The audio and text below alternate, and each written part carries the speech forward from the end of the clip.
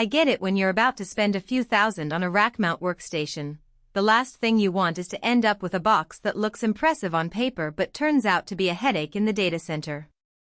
I was just talking to a friend who's setting up a small AI research cluster, and he was torn between a few pre-built servers and a custom-built solution. He was worried about overpaying for features he'd never use, or worse, buying a chassis that would force him into a compromise on cooling or storage later on. So before he clicks add to cart, I thought I'd walk through what the ASUS ExpertCenter Pro ER100A actually brings to the table, where it shines, and when it's better to keep looking. Link is in the description if you want to check the product details on Amazon.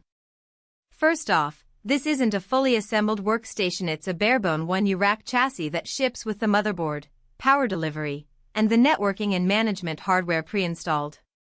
You still have to choose and install your own CPU, memory, and drives, which at first glance can feel like a lot of extra work.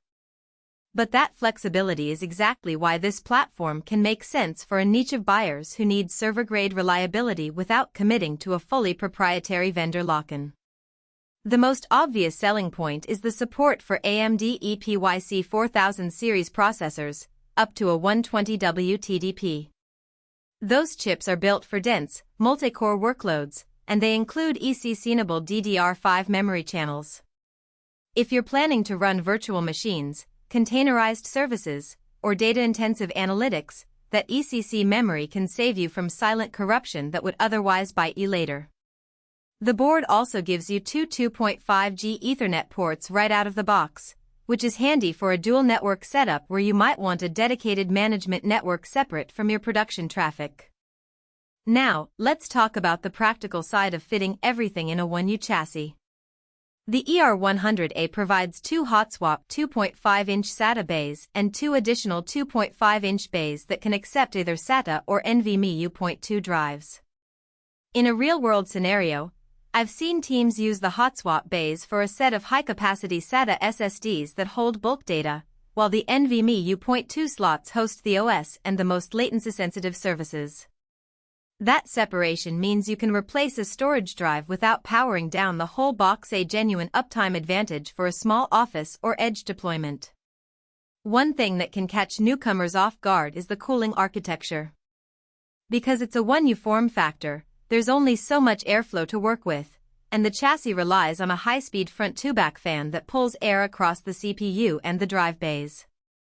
If you load the system with multiple 120W EPYC CPUs and fill all 4 drive slots with active NVMe modules, you'll notice the fan ramps up quickly, and the noise level can become noticeable in a quiet office. It's not a deal-breaker for a rack-mount environment where the ambient noise is already high, but for a lab bench or a small server room you might want to keep an eye on temperature readings through the built-in IPMI interface. Speaking of IPMI, the ER100A includes ASUS Control Center Express, which gives you out-off-band management via a dedicated BMC. That means you can power cycle, view sensor data, and even mount virtual media over the network before the OS is even installed.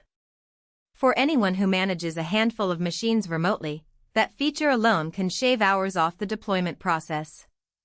It's also a safety net if a misconfiguration in the OS locks you out. Just pull the BMC console and you're back in control. Who should actually buy this?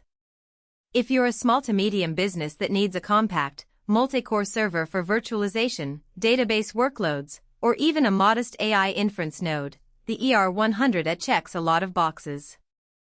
Its support for DDR5 ECC and dual 2.5G LAN gives you the reliability and bandwidth you'd expect from a higher-end rack server, while the Barebone nature lets you tailor the exact CPU, RAM, and storage mix to your budget. It also makes sense for developers who want a test platform that mirrors a production environment without buying a whole chassis from a traditional OEM. On the flip side, if you're looking for a plug-and-play desktop replacement, or you only need a single GPU workstation for graphics work, the 1U design will feel cramped. The chassis doesn't have room for full-size GPUs, and while the board does have a PCIe 5.0 16 slot, you'd be limited to low-profile or pass-through cards that fit the height constraints. Likewise, If your workload is heavily storage-centric, think a media transcoding farm that needs many 4 TB drives. You'll quickly run out of space in the 2 hot swap bays and 2 U.2 slots. In that case, a larger 2U or 4U server with more drive cages would be a smarter investment. Another nuance worth mentioning is power consumption. The EPYC 4000 series is efficient for its core count, but when you pair a 120W CPU with maxed-out DDR5 ECC memory, which can draw a decent amount